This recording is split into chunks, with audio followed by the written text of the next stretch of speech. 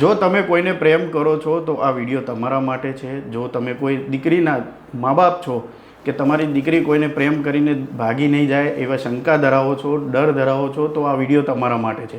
તમે હિન્દુ છો, તમે મુસ્લિમ છો, તમે શીખ છો, પણ તમે માત્ર જો ગુજરાતી છો તો ગુજરાતમાં રહેનારા દરેક વ્યક્તિ માટે આ વિડીયો છે. તો પ્રેમ કરવા બાબત પર અત્યારે હાલ હર્ષ સંઘવી એક ખાસ વિધેયકને ફેરફાર કરીને આપણા સામે રજૂ કરવા જઈ રહ્યા છે. તો એ ફેરફારો શું છે તેના પર આપણે આજે વાત કરવા જઈ રહ્યા છે વરિષ્ઠ પત્રકાર પ્રશાંત દયાળ પાસેથી. દાદા, હવે એક બહુ જ રસપ્રદ વિષય આપણી સામે આવ્યો છે, જેનો બહુ લાંબા સમયથી ચર્ચાઓ હતી.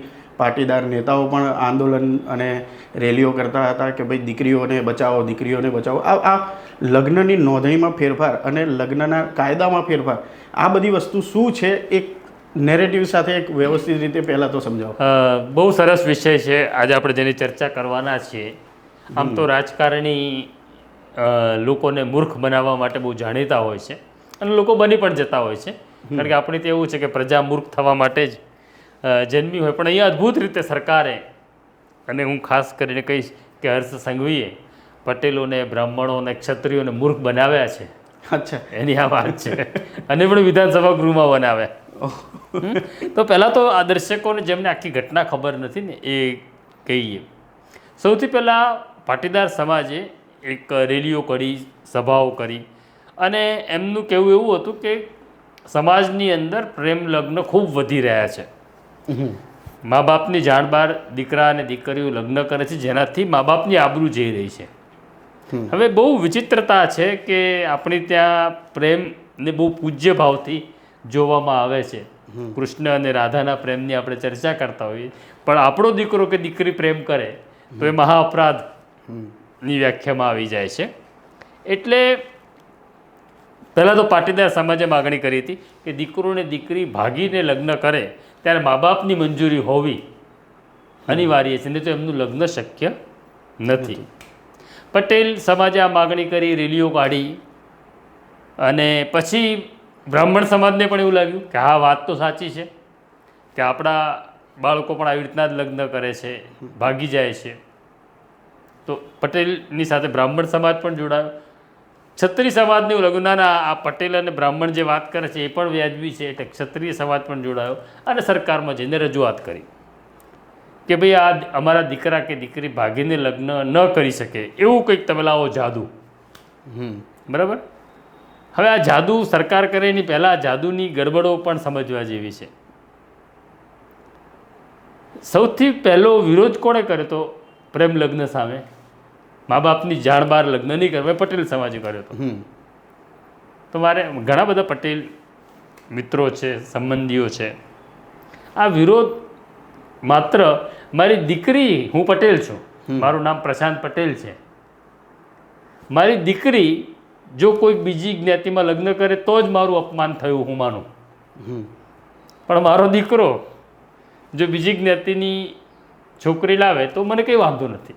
હા, એટલે આપણો આ જે આપણી માનસિકતા છે ને એ જરા જુદી છે. દીકરા માટે નિયમ જુદો છે. એટલે દીકરી બીજા સાથે જાય એટલે દીકરી માની લો કે સુથાર સાથે પરણી, ઠાકોર સાથે પરણી, દલિત સાથે પરણી તો મારી આબરૂ જતી રહી. પણ હું પટેલ છું અને હું મારા ઘરની અંદર કોઈ આદિવાસી છોકરીને લાવ્યો લગ્ન કરીને, બરાબર છે, કોઈ સુથારની દીકરીને લાવ્યો લગ્ન કરીને, તો મારી આબરૂ નથી જતી. એટલે દીકરોના લગ્નથી આબરૂ નથી, દીકરીના લગ્નથી આબરૂ જાય છે. હવે સૌથી પહેલાં તો પાટીદાર સમાજે ચિંતા કરવાની જરૂર છે કે એમની ત્યાં દીકરીઓની સંખ્યા ઘટી રહી છે. હા, બરાબર છે. તમે સૌથી આખા દેશની અંદર જુઓ તો મહેસાણા જિલ્લો એક એવો છે કે જે સ્ત્રી અને પુરુષનું પ્રમાણ ઉપર નીચે છે, સ્ત્રીઓ ઓછી છે. એની ચિંતા ન કરી અને પ્રેમ લગ્ન લઈને ચાલ્યા. ઠીક છે, પટેલો ચાલ્યા એટલે બ્રાહ્મણો આવી ગયા, અને બ્રાહ્મણો ચાલ્યા એટલે ક્ષત્રિયો આવી ગયા. અને હર્ષભાઈએ બધાને કહ્યું હતું ચિંતા ના કરતા, એમની સ્ટાઇલ પ્રમાણે કડક કાયદો લાવીશું, ચમરબંધીને છોડીશું નહીં, આવું બધું કીધું હશે એમણે. આવું કીધા પછી એમણે એવું કીધું અમે કાયદામાં સુધારો કરીશું. હવે ત્યારે પણ જ્યારે આવી વાત ચાલી ને 2-5-6 મહિના પહેલાં, ત્યારે આપણે નવજીવનમાં જ એક સ્ટોરી કરી હતી કે સરકાર જો આવી વાત કરતી હોય કે કાયદામાં સુધારો કરીશું, તો સરકાર રજૂઆત કરવા આવનાર પાટીદાર, બ્રાહ્મણ અને ક્ષત્રિય સમાજને મૂર્ખ બનાવી રહી છે. કેમ? હવે સવાલ એવો આવે કે કેવી રીતના મૂર્ખ? તો મેરેજ એક્ટ એ ભારત સરકારનો કાયદો છે, રાજ્ય સરકારનો નથી. એ રાજ્ય સરકારનો કાયદો નથી. આપણે ત્યાં લગ્નના તમામ કાયદાઓ ભારત સરકારના છે. એક છે સ્પેશિયલ મેરેજ એક્ટ, જેની અંદર છોકરો અને છોકરી અલગ ધર્મના હોય તો સ્પેશિયલ મેરેજ એક્ટમાં લગ્ન થાય. એટલે છોકરો મુસલમાન છે, છોકરી હિન્દુ છે, અથવા છોકરી મુસલમાન છે, છોકરો હિન્દુ છે, છોકરો અને છોકરી અલગ અલગ એટલે ખ્રિસ્તી છે કે હિન્દુ ધર્મ છે, અલગ હોય તો. ધર્મ અલગ હોય તો સ્પેશિયલ મેરેજ એક્ટ પ્રમાણે લગ્ન થાય. બંને હિન્દુ છે તો હિન્દુ મેરેજ એક્ટ પ્રમાણે લગ્ન થાય. બંને મુસ્લિમ છે તો મુસ્લિમ એક્ટ પ્રમાણે લગ્ન થાય. બંને શીખ છે તો શીખ એક્ટ પ્રમાણે લગ્ન થાય. બંને ખ્રિસ્તી છે તો ખ્રિસ્તી એક્ટ. પણ આ બધા જ કાયદા ભારત સરકારના છે. એટલે જેટલા ધર્મ છે એટલા કાયદા પણ. એટલા મેરેજ એક્ટ છે આપણી ત્યાં. એટલે એક મેરેજ એક્ટ નથી. એટલે એ ભારત સરકારના કાયદામાં કોઈ સુધારો કરી શકાય નહીં. બરાબર છે. હર્ષભાઈ ન કરી શકે, ભૂપેન્દ્રભાઈ ન કરી શકે. એના માટે તમારે સંસદમાં જ જવું પડે આ કાયદામાં સુધારો કરવો હોય તો. હવે આજે આમ મોટા ઉપાડે જાહેરાત થઈ એટલે પાટીદાર નેતાઓ ખુશ થઈ ગયા, કહેવા લાગે વાહ વાહ અમારો અવાજ સંભળાયો ને હવે અમે ચાલતા પગપાળા મુખ્યમંત્રીને મળવા આવીશું ને આભાર માનીશું. હવે મારે મિત્રોને જે સરકારનો આભાર માની રહ્યા છે ને અને હર્ષભાઈની વાતથી બહુ રાજી થઈ રહ્યા છે ને, એમને કહેવું છે હવે આ સ્ટોરી કે હવે તમે કેવી રીતના મૂર્ખ બન્યા છો એ સાંભળો. હવે હર્ષભાઈએ કાયદામાં કોઈ સુધારો કર્યો નથી. બરાબર. આપણી પાસે Gujarat registration of marriage act 2006 છે. એ કાયદો નથી. એ મારે લગ્ન નોંધણી કેવી રીતના કરાવી, મારો દીકરો કે દીકરી લગ્ન કરે તો મારે એની નોંધણી કેવી રીતના કરાવી, એની એક પ્રક્રિયા છે. પ્રક્રિયા એટલે નિયમ છે. તો આજે જે હર્ષભાઈએ જાહેરાત કરી એ Gujarat registration of marriage act 2006ના નિયમોમાં ફેરફાર કર્યો. અત્યારે શું નિયમ છે એ સમજી લઈએ, કારણ કે દર્શકોને એ નિયમ ખબર નહીં હોય. મારો દીકરો કોઈ છોકરી સાથે લગ્ન કરે છે. પહેલાં અમે પણ તૈયાર છીએ, હું પણ તૈયાર છું પિતા તરીકે દીકરાના, અને મારી જે પુત્ર વધુ છે એના મા બાપ પણ તૈયાર છે.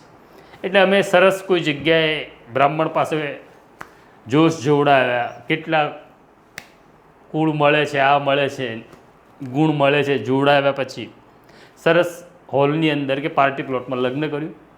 બ્રાહ્મણે સર્ટિફિકેટ આપ્યું, હોલવાળાએ ચિઠ્ઠી આપી, ભાડા ચિઠ્ઠી. લગ્ન તો થઈ ગયું. લગ્ન થયા પછી હવે એવું છે કે ભાઈ મારી પુત્ર વધુને નામ બદલાવવું છે, અટક બદલાવી છે, મારી પુત્ર વધુને પાસપોર્ટ લેવો છે. આવા બધા કિસ્સામાં આ બંનેનું લગ્ન થયું છે એવું કાગળ ઉપર તમારે સાબિત કરવું પડે. એટલે તમે જે લગ્ન કર્યા છે એની લગ્ન નોંધણી થાય. અમદાવાદ જેવું શહેર હોય તો કોર્પોરેશન કરે, ગામડામાં તલાટી કરે. આ લગ્નની નોંધણી છે. અચ્છા, આ ફાઇનલ આ જ રીતે તમે લગ્ન કર્યા છે એવું નથી, આ માત્ર નોંધણી. લગ્નની નોંધણી છે. લગ્ન તો થઈ ગયા, થઈ ગયા. લગ્ન તો પાર્ટી પ્લોટમાં થઈ ગયા, ફોટાએ પડી ગયા. હા, બરાબર છે. હવે તમે જ્યારે રજિસ્ટ્રાર પાસે જાઓ કે આ લગ્નની નોંધણી અમારે કરાવવાની છે, આ કાયદામાં સુધારો આવ્યા પહેલાંની વાત કરું છું, એટલે તમને એક ફોર્મ આપે. ફોર્મમાં તમારું નામ, બંને પુખ્ત છે, છોકરો ને છોકરી.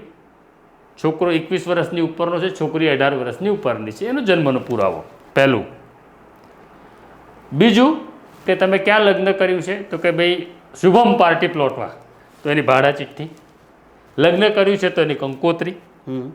બરાબર, મા બાપ કંકોત્રી છપાવે. ઘર આંગણે કર્યું હોય તો હા, એટલે એ પણ કંકોત્રી માની લો કે તમે છપાવી હોય. પછી કોઈ બ્રાહ્મણ તો આવે.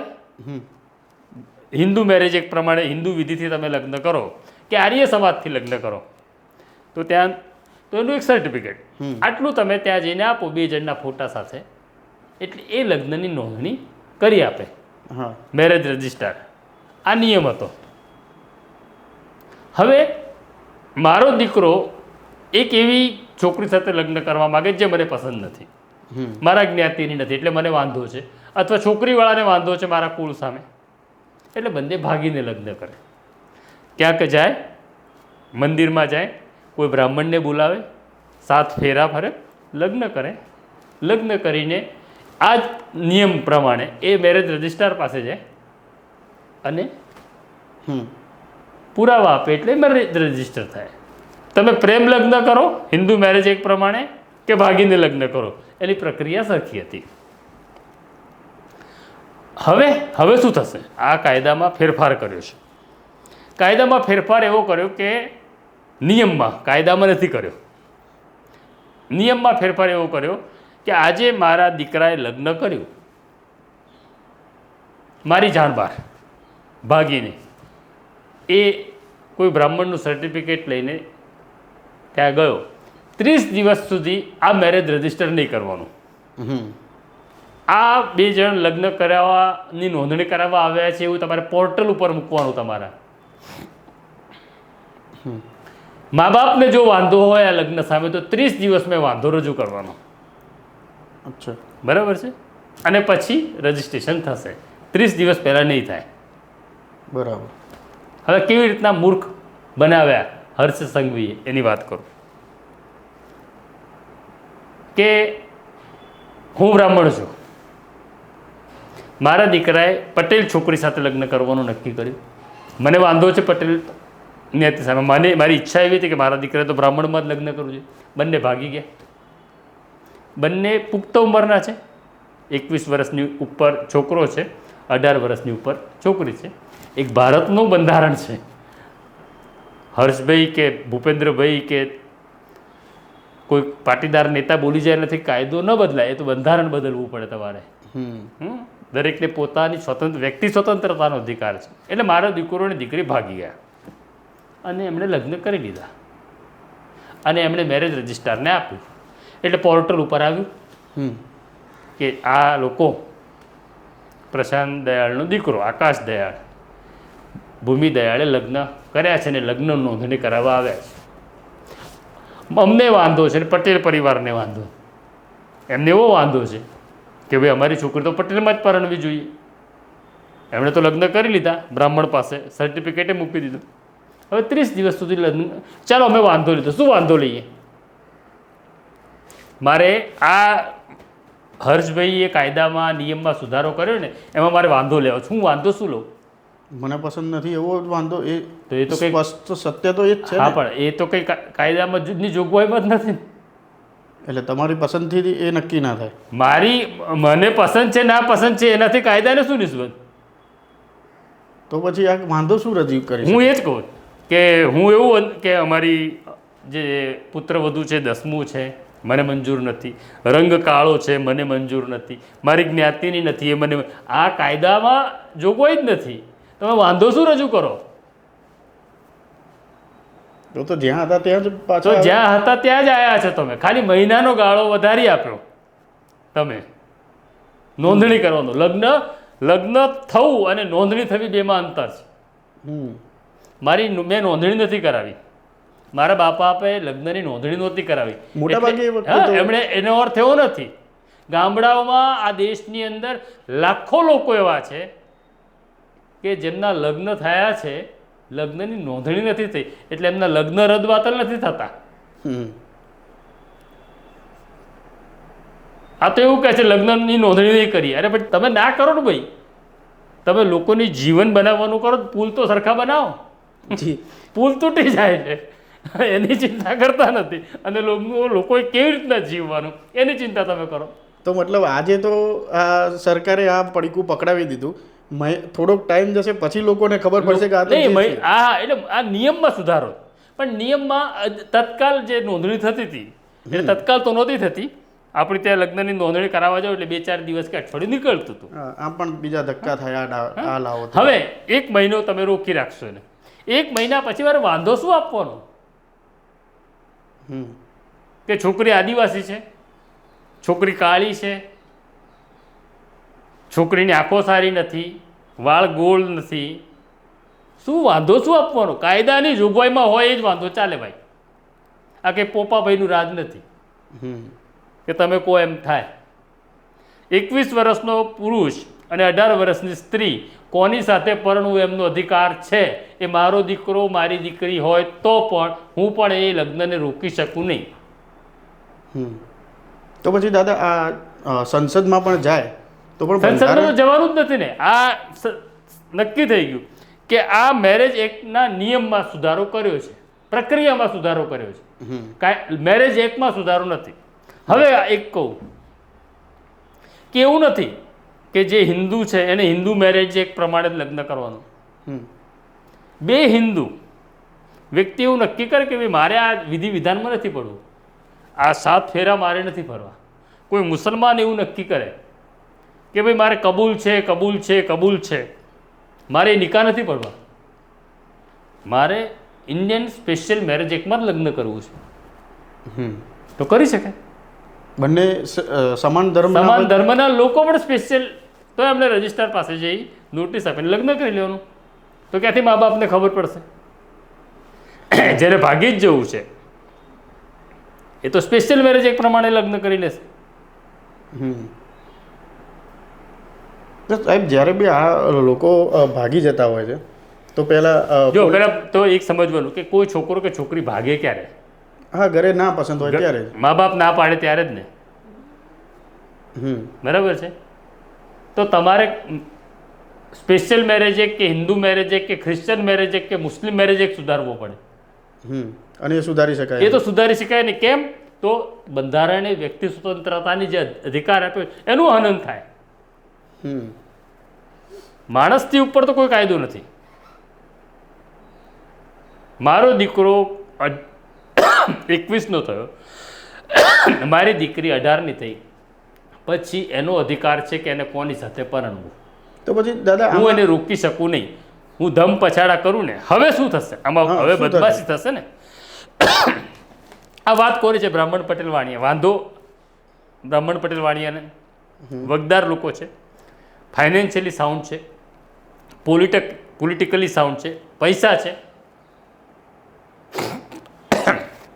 મારી દીકરી ભાગી ગઈ, મને પસંદ નથી હવે છોકરા સાથે, એટલે લગ્નની નોંધણી થઈ નથી, એટલે હવે હું પોલીસનો દુરુપયોગ કરીશ કે મારી દીકરીનું ફલાણા પંચાલે અપહરણ કર્યું.